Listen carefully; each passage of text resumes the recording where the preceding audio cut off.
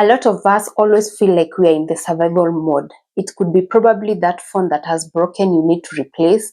It could be that emergency medical bill that caught you off guard. It could be you running out of money before the month end and you do not have enough fare to cover the remaining days to work before you get paid. And living in a survival mode, it's a clear sign to show that you do not have an emergency fund to cushion you in the events of emergencies or when needs arise and you need to take care of these small bills. And this is why when you're in your survival mode, you end up taking loans, especially the mobile loans that today are very many in our country. And you just reach out, actually you just download the app, then you get the fund that you want. But what you do not know is you are losing money in the interest that you need to pay back that loan that you have taken from the mobile app. Another thing is it also destroys your reputation. Once you are not able to pay, the company starts reaching out to your closest friends and relatives to remind them that you borrowed them a certain amount of money and you have not paid them back. And nobody wants that. We all want to live a fulfilling life where you can manage your finances, you are able to pay your bills on time, and you're also able to survive throughout the month until your next payday. In this video, I'm going to let you in on how you can build an emergency fund on a low salary.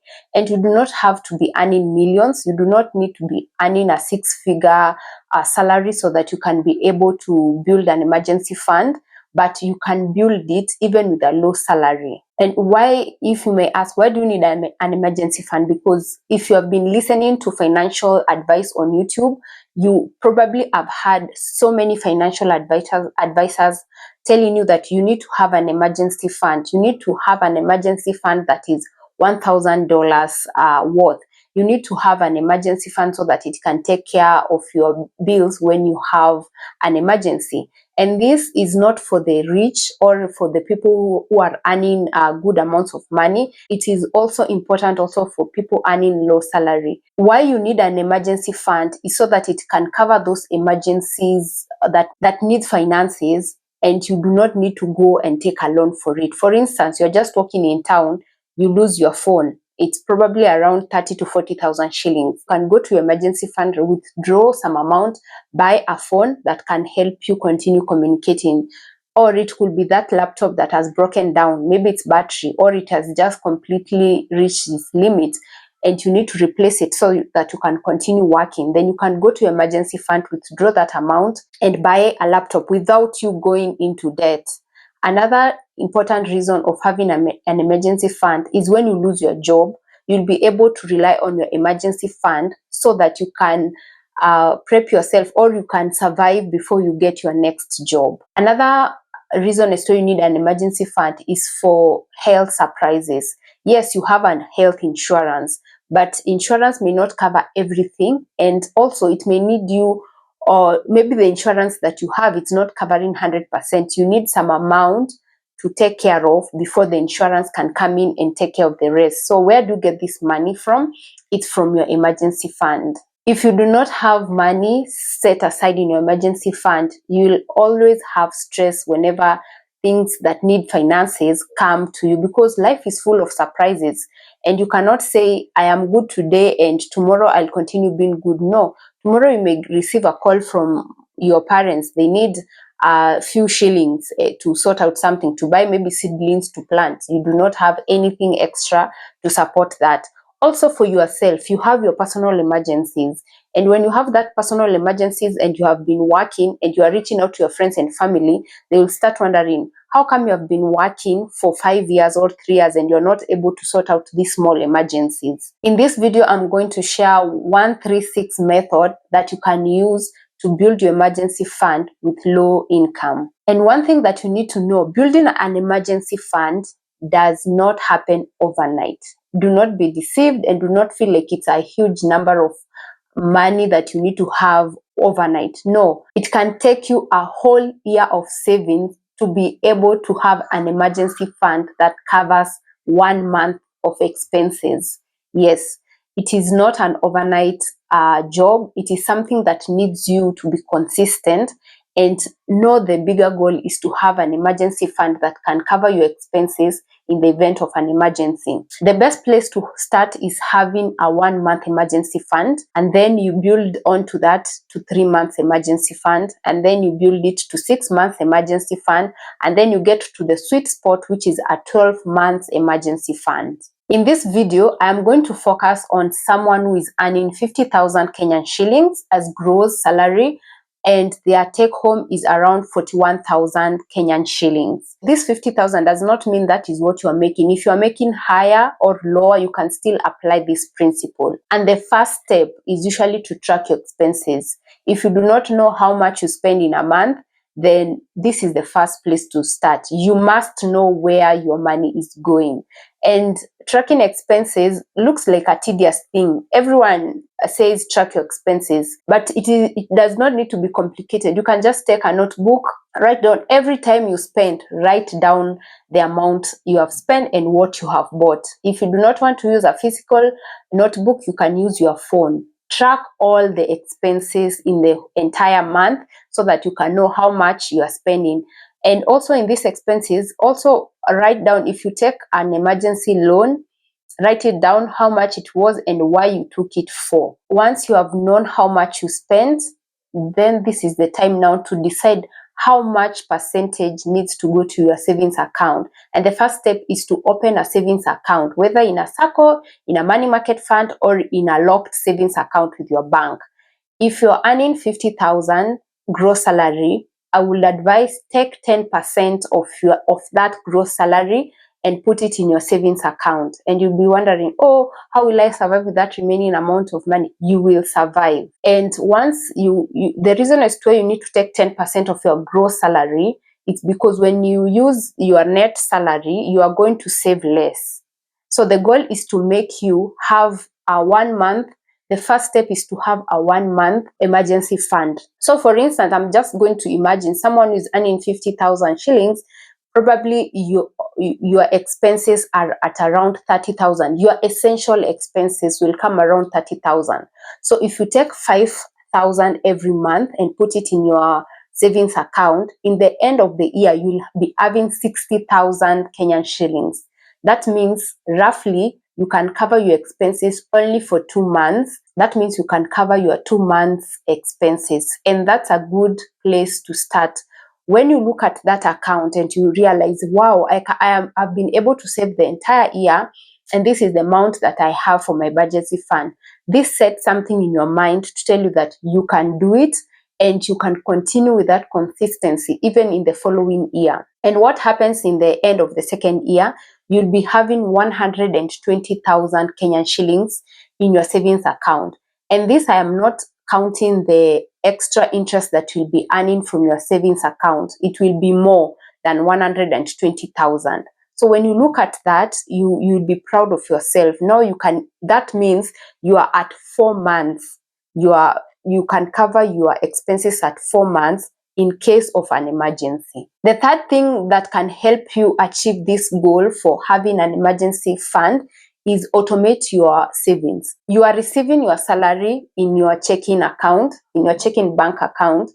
Go ahead and set up a standing order. Every time the money checks in, then 5,000 is automatically deducted to your savings account. The benefit of automating your finances is because you'll get to save money before you start spending your money. Because when the money checks in your account, and the first thing you'd be like, oh, I just want to buy myself a pair of shoes. I've been eyeing that dress throughout the month. I want to buy it.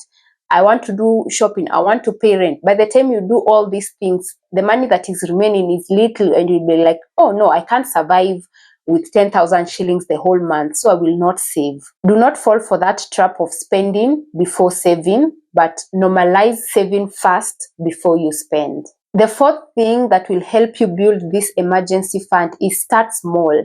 Do not be afraid by setting aside that 1,000 shillings. Do not be afraid of setting aside that 2,000 shillings, because it is not about that amount of money, but it's about creating that discipline and knowing that every time I make money, I have to save. And once you create that discipline and momentum, you'll be able now to continue adding more and more money in your savings account. And it's a good thing to look at your account 6 months down the line. You're like, yes, I've been able to save 10,000 shillings. That is a small win that you should clap for yourself and congratulate yourself. When you set small steps or small goals that you can achieve, it will motivate you now to set bigger goals that you can achieve, because your mind has already and your body know that what I've put my mind into and I've been able to achieve consistently saving 2,000 shillings every month, and I've been able to get this amount of money, then I can do more.